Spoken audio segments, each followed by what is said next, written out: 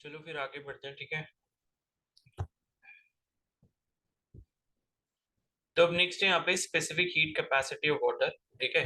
तो इसका बेसिकली मतलब क्या हुआ कि अगर आप 1 kg वाटर ले रहे हो, तो आपको अगर उसका 1 डिग्री सेल्सियस टेम्परेचर इंक्रीज करना है, तो आपको कितनी अमाउंट ऑफ हीट जो है वो देनी पड़ेगी, ठीक है। तो वही पढ़ेंगे यहाँ पे। तो उसमें लिखा है कि the old unit of heat was calorie. तो हमने ऊपर जब चैप्टर को स्टार्ट किया था तो हमने कैलोरी कॉन्सेप्ट भी पढ़ा था। तो उसी के अकॉर्डिंग यहाँ पर जो पहले हीट की यूनिट इस्तेमाल करते थे हम लोग, वो कैलोरी करते थे, और आज भी करते हैं, ठीक है। जब भी आप आज मतलब देखोगे अपने बायोलॉजी में भी आपने देखा होगा कि जैसे वहां पर बात कर रहे होते हैं ना कि अगर फैट का मॉलिक्यूल ब्रेक डाउन होता है तो इतने कैलोरी एनर्जी मिलती है, या प्रोटीन का मॉलिक्यूल या कार्बोहाइड्रेट का मॉलिक्यूल जब ब्रेक डाउन होता है तो इतनी कैलोरी एनर्जी मिलती है, ठीक है। और जब भी लाइक कोई डाइटिंग वगैरह पे होते हैं तो वो यही बात करता है कि मेरे को कैलोरीज अपनी बर्न करनी है। तो कैलोरी बर्न करने का मतलब यही होता है कि भाई आप एनर्जी इंटेक कम कर रहे हो, उसके साथ साथ एनर्जी ज्यादा एक्सपैंड कर रहे हो, मतलब स्पेंड कर रहे हो। तो आप क्या कर रहे हो, एनर्जी का खर्चा ज्यादा कर रहे हो, जिस वजह से वेट लॉस होता है। एंड आप इनटेक भी कम ले रहे हो, तो ओवरऑल जो है एनर्जी का खर्चा कम भी कर रहे हो और एनर्जी कम भी ले रहे हो। तो ओवरऑल इससे क्या होता है, लाइक वेट लॉस कर सकते हैं। तो वही है कि ओल्ड जो यूनिट है वो आपकी कैलोरी है। अभी हम लोग जूल ज्यादा यूज करते हैं, कैलोरी भी करते हैं, ठीक है। और उसके बाद है 1 calorie was earlier defined to be the amount of heat required to raise the temperature of 1 gram of water by 1 degree Celsius. तो ये भी इंपॉर्टेंट है कि 1 कैलोरी का बेसिकली मतलब क्या है। 1 ग्राम ऑफ वाटर को अगर आप हीट कर रहे हो, और हीट करने के लिए आपको कितनी एनर्जी लगेगी, 1 कैलोरी लगेगी, कितने से, 1 डिग्री सेल्सियस टेम्परेचर से। मतलब 1 ग्राम पानी का टेम्परेचर अगर आप 1 डिग्री सेल्सियस बढ़ाते हो तो 1 कैलोरी आपको एनर्जी लगती है। तो ये है 1 कैलोरी की डेफिनेशन, इसको अच्छे से दिमाग में याद कर लेना, ठीक है। इसको जो है अच्छे से दिमाग में डाल लेना कि 1 कैलोरी का मतलब क्या होता है। फिर नेक्स्ट है, with more precise measurements it was found that the specific heat of water very slightly with temperature. तो ये कह रहे हैं कि जो है ये आपका स्पेसिफिक हीट जो है वाटर की, ये आपकी टेम्परेचर के साथ थोड़ा सा वेरी करती है। तो figure 11.5 shows this variation in the temperature range 0 to 100। तो यहाँ पर ये आपको एक डायग्राम दिया है, ये ग्राफ दिया हुआ है। इसमें टेम्परेचर आपका 0 से 100 जा रहा है, ये नीचे वाले स्केल पे, और ऊपर जो है वो आपकी क्या जा रही है, स्पेसिफिक हीट कैपेसिटी जा रही है, ठीक है। तो यहाँ पर देखो, कहने का मतलब ये है कि आप देख रहे हो कि जैसे यहाँ पर 0 डिग्री सेल्सियस टेम्परेचर है सपोज।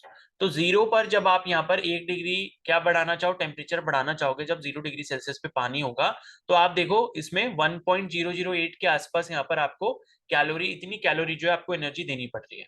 और जैसे जैसे आप टेम्परेचर बढ़ाते हो, जैसे मान लो आपने आपका टेम्परेचर जो पानी का अभी है, आपने 1 ग्राम पानी लिया है, उस 1 ग्राम पानी का टेम्परेचर 20 डिग्री सेल्सियस है।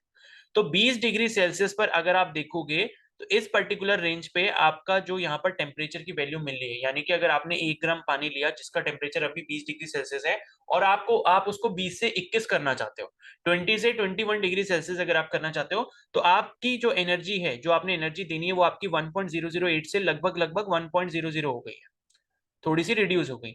उसके बाद मान लो आपका टेम्परेचर पानी का क्या है, 40 के आसपास है, ठीक है। 40 डिग्री सेल्सियस अगर आपने पानी लिया 1 ग्राम, और इसके रिस्पेक्ट में अगर आप देखोगे तो यहाँ पर आपकी जो एनर्जी है वो और कम हो गई। यानी कि पहले आपको 1 कैलोरी देनी पड़ रही थी, अब उससे थोड़ा और कम हो गई।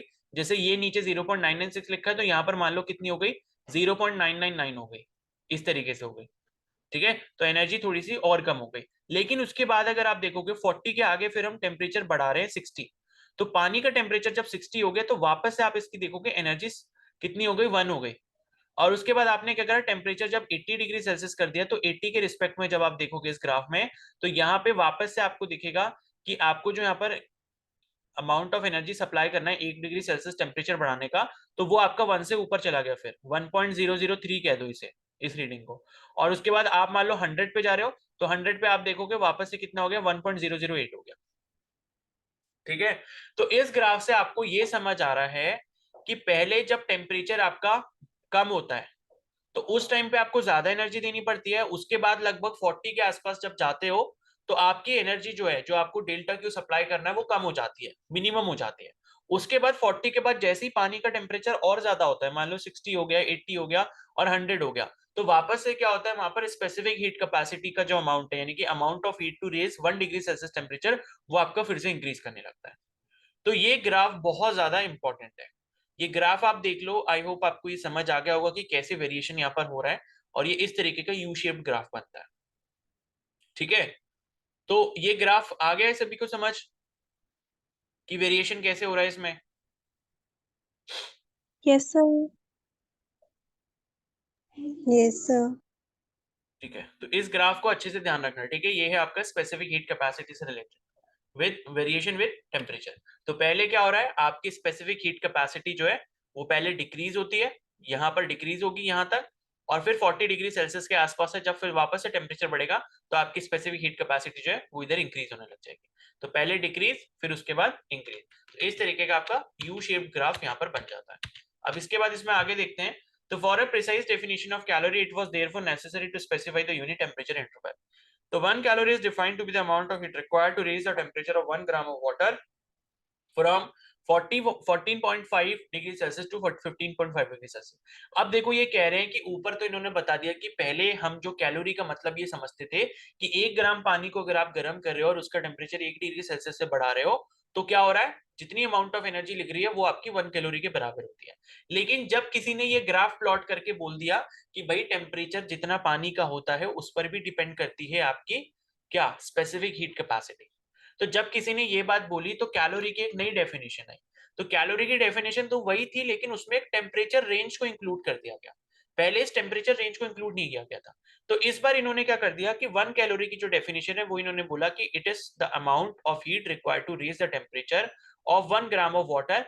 ठीक है, 1 डिग्री सेल्सियस से ही हमने करना है, लेकिन टेम्परेचर रेंज क्या आ गई, जब पानी का टेम्परेचर 14.5 डिग्री सेल्सियस होगा और आप उसमें 1 डिग्री सेल्सियस बढ़ा के उसका टेम्परेचर जब 15.5 करोगे, तो उसमें जो अमाउंट ऑफ एनर्जी इस्तेमाल होगा वो आपका 1 कैलोरी के बराबर होगा।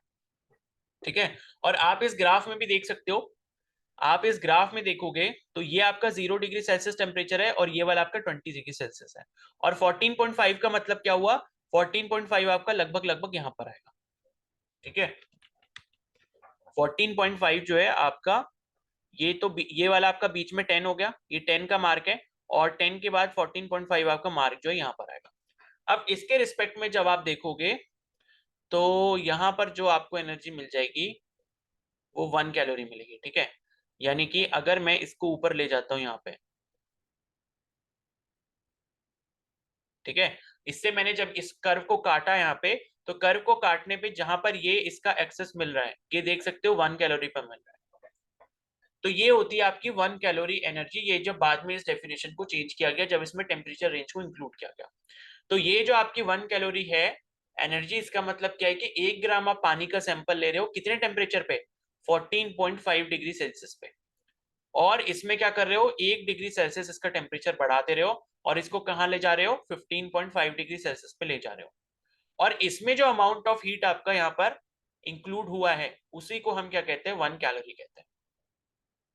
ठीक है, तो ये चीज यहाँ पर इंपॉर्टेंट है। तो उसके बाद नेक्स्ट यहाँ पे, since heat is just a form of energy, it is preferable to use the unit joule. ठीक है, तो हम यूनिट अब जूल इस्तेमाल करते हैं। तो इन ऐसा unit specific heat capacity of water is 4186 joule पर केजी पर केल्विन। ठीक है, और 4.186 जूल पर ग्राम पर केल्विन। अगर हम ग्राम में बात कर रहे हैं तो ये 4.186 हो जाएगी, हमने 1000 से डिवाइड कर दिया। और अगर हम केजी में बात कर रहे हैं ऐसा यूनिट में, तो ये जूल पर केजी पर केल्विन के लिए 4186 हो जाएगा। So the so-called mechanical equivalent of heat defined as the amount of work needed to produce 1 calorie of heat is in fact just a conversion factor between two different units of energy, that is calorie to joule.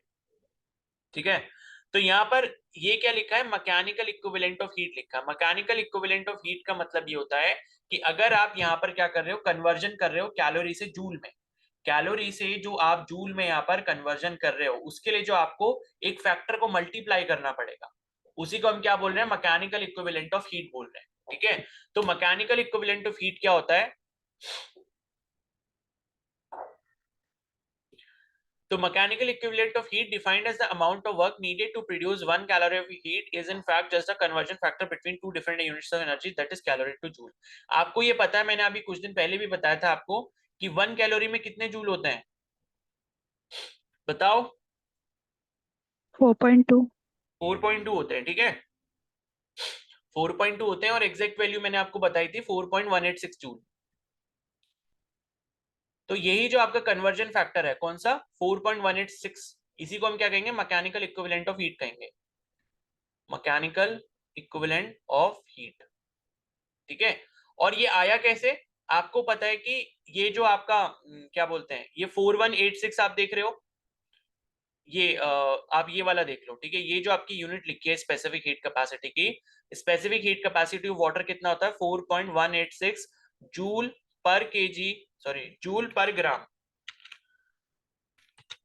Joule पर ग्राम पर kelvin होता है।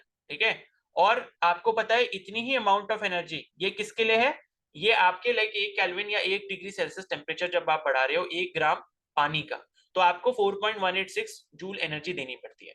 और यही energy अगर आप calorie में देखो, तो अगर आप कैलोरी में बात करते हो तो यही एनर्जी आप क्या बोलते हो कि 1 कैलोरी जो है आपको एनर्जी देनी पड़ती है अगर आप 1 ग्राम पानी का टेम्परेचर 1 केल्विन या 1 डिग्री सेल्सियस से बढ़ाते हो। ठीक है, तो ये जो 1 कैलोरी है ये आपका इसके बराबर हो जाता है।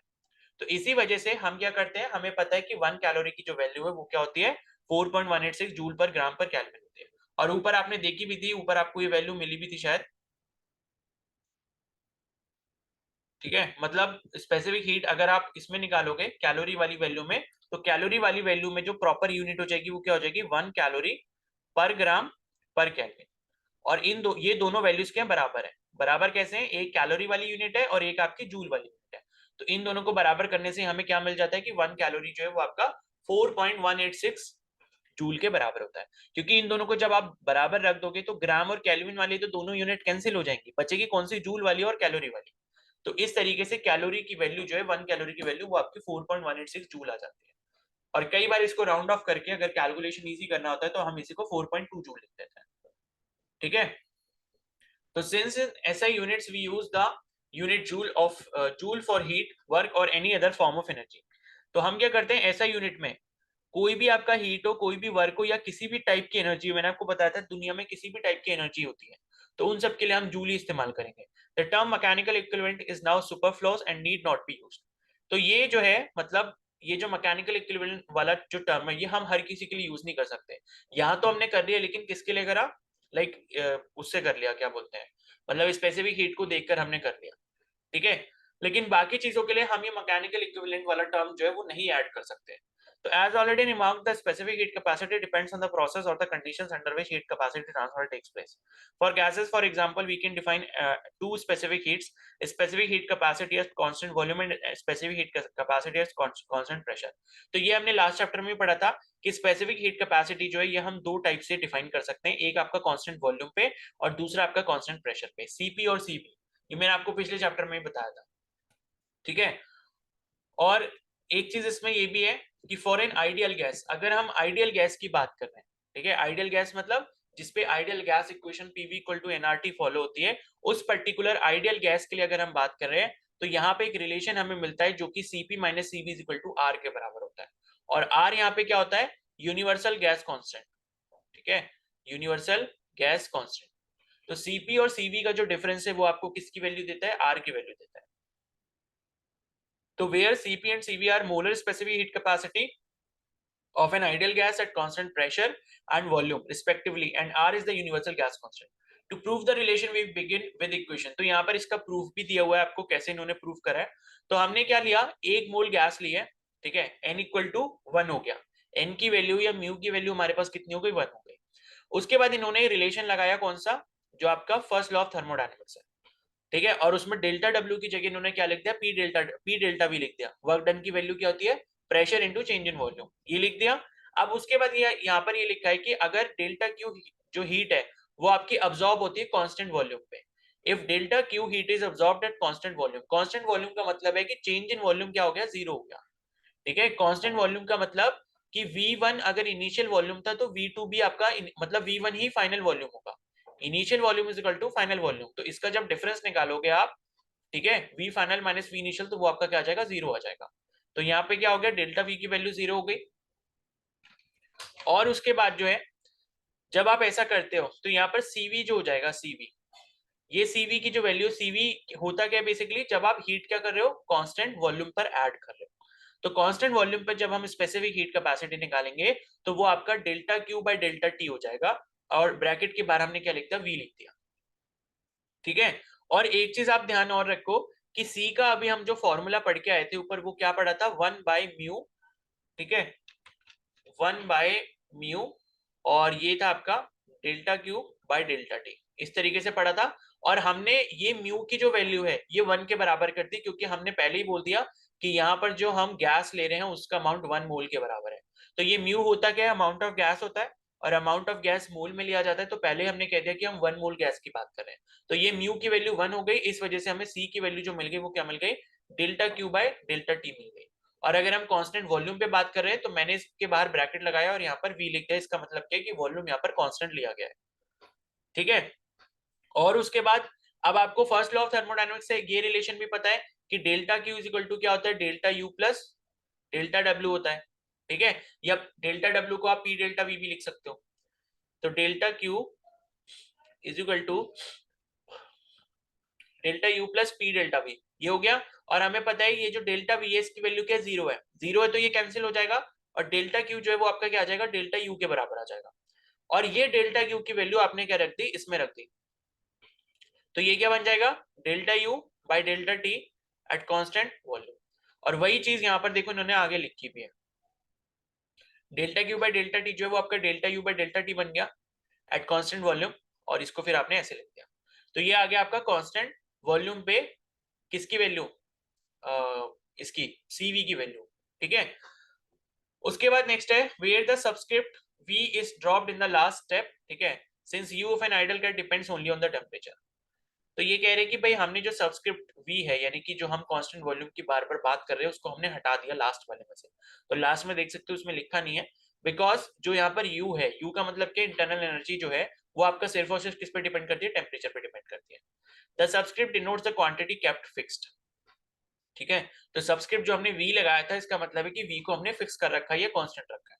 तो if on the other hand delta Q is absorbed eight constant pressure, अब हम बात कर रहे हैं कांस्टेंट प्रेशर पे, कि कांस्टेंट प्रेशर पर अगर आप डेल्टा क्यू को, मतलब डेल्टा क्यू हीट जो है वो अब्सॉर्ब की जा रही है किसी सिस्टम में, तो सीपी की जो वैल्यू है वो आपकी delta Q by delta T हो जाएगी, और बाहर से पी जो लिखा है इसका मतलब पी को हमने फिक्स कर दिया। ठीक है, इसी तरीके से हमने ये निकाल लिया। उसके बाद यहाँ पर आपने जब पी को फिक्स कर दिया, ठीक है, यानी कि अब पी जो है वो आपका चेंज नहीं हो रहा, और आपको ये पता है कि ये जो डेल्टा क्यू है ये आपका डेल्टा यू के बराबर भी होगा। अब ये डेल्टा यू के बराबर कैसे होगा, मतलब ये वाला जो रिलेशन था ना, delta Q is equal to delta U plus delta W, या फिर आप ये वाला रिलेशन बोल सकते हो delta Q is equal to delta U plus P delta V. तो इसी को हमने पूरा यहाँ पर इस्तेमाल कर लिया। तो delta U divided by delta T at constant pressure plus P into delta we bye delta T. तो ये हमने फर्स्ट लॉ का इस्तेमाल कर लिया, क्योंकि अब यहाँ पर चेंज इन वॉल्यूम जो है वो ऊपर की तरह जीरो नहीं है, तो वो अब कैंसिल नहीं होगा, इसलिए हमने पूरी पूरी वैल्यू रख ली। और पी हमने बाहर इसलिए रख लिया क्योंकि पी जो है वो हमारा प्रेशर कांस्टेंट है। ठीक है, तो उसके बाद है the subscript P can be dropped from the first term since U of an ideal gas depends only on temperature. ठीक है, तो ये जो है यू जो है वो आपका किस पे डिपेंड करेगा, टेम्परेचर पे डिपेंड करेगा।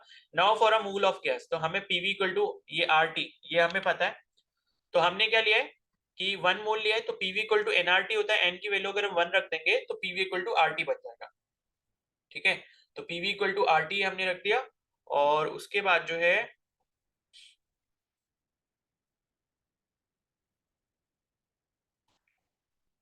PV equal to RT,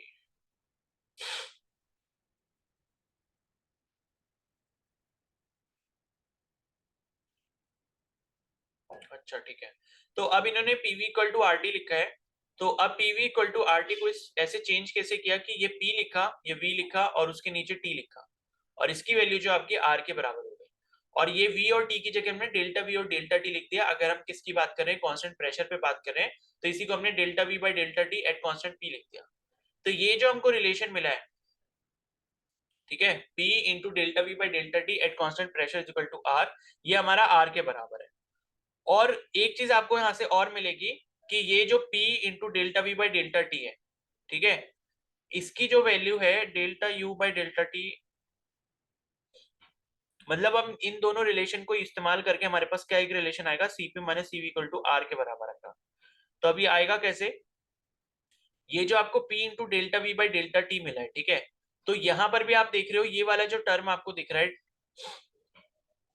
P into delta V by delta T at constant pressure, ये आपको दिख रहा है, ठीक है। अगर आप इसकी वैल्यू 11.10 वाली इक्वेशन में निकालना चाहो तो वो आपको क्या मिल जाएगी, delta Q by delta T at constant pressure minus delta U by delta T at constant pressure, ये आपको वैल्यू मिल जाएगी। और उसके बाद ये जो delta U by delta T है ये आपका सीवी के बराबर है, ठीक है। तो मैं आपको इसको करके दिखा देता हूँ यहाँ पे। देखो हमारे पास ये वाली इक्वेशन है, P into delta V by delta T at constant pressure is equal to R. तो ये इक्वेशन तो आपको समझ आ गई होगी, PV equal to R T से हमने सीधे सीधे लिख ली। और उसके बाद 11.10 इक्वेशन में जो है ये जो आपको इतनी वैल्यू दिख रही है P into delta V by delta T at constant pressure, इसकी अगर आप वैल्यू निकालोगे तो ये क्या हो जाएगा, ये वाला जो टर्म है ये इधर इसके माइनस में चला जाएगा। तो ये क्या हो जाएगा, delta Q by delta T minus delta U by delta T, ठीक है। तो वही लिख लेंगे, delta Q by delta T minus delta Q by delta T minus delta U by delta T, ठीक है, ये हो गया minus delta U by delta T. और इसकी वो भी लिख लेते किस पर है, कांस्टेंट प्रेशर, ये दोनों किस पर, कांस्टेंट वॉल्यूम पे।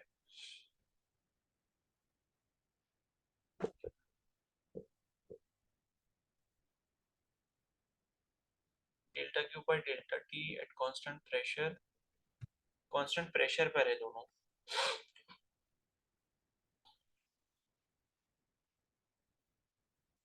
ये आपको आर के बराबर मिल गया, ठीक है। तो delta Q by delta T at constant pressure minus delta U by delta T at constant pressure, ये आपको मिल गया। और उसके बाद अब आप क्या करोगे कि यहाँ पे जो इन्होंने ये लिखा था ना delta U by delta T, तो ये हो जाएगा आपका delta Q by delta T at constant pressure minus delta U by delta T. अब इसके आगे हम नीचे जो सबस्क्रिप्ट पी लिखा है इसको रिमूव कर देंगे, क्योंकि अभी हमने ऊपर पढ़ा कि जो चेंज इन इंटरनल एनर्जी है वो सिर्फ और सिर्फ टेम्परेचर पे डिपेंड करता है, उसका प्रेशर से कोई मतलब नहीं है। तो ये आपका जो है कैपिटल आर के बराबर हो गया। अब delta Q by delta T जो है एट कांस्टेंट प्रेशर, ये पता है आपको किसकी वैल्यू है, ये है आपकी सीपी की वैल्यू, ठीक है। ये जो delta Q by delta T at constant pressure है ये आपकी सीपी की वैल्यू है। तो ये आ गया आपका CP minus delta U by delta T जो है, delta you by delta T ये लिखा है, और इस ये किसकी वैल्यू, ये सीवी की वैल्यू है, तो ये आ गया आपका यहाँ पर सीवी, ठीक है। और ये हो गया आर के बराबर। इस तरीके से हम इसको प्रूव कर सकते हैं CP minus CV equal to R. तो इसको आप एक बार खुद से कॉपी में करके देख लेना, ठीक है, तो आपको और अच्छे से क्लियर हो जाएगा। आगे सभी को समझिए।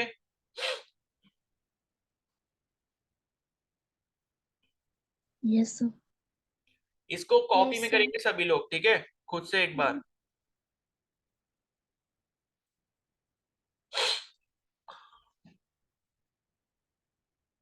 और मेरे को एक ग्रुप में करके भेजोगे सभी लोग। थोड़ा थोड़ा आया है तभी कह रहा हूँ मैं, एक बार कॉपी में कर लेना, फिर नहीं समझ आएगा तो मैं बता दूंगा दोबारा।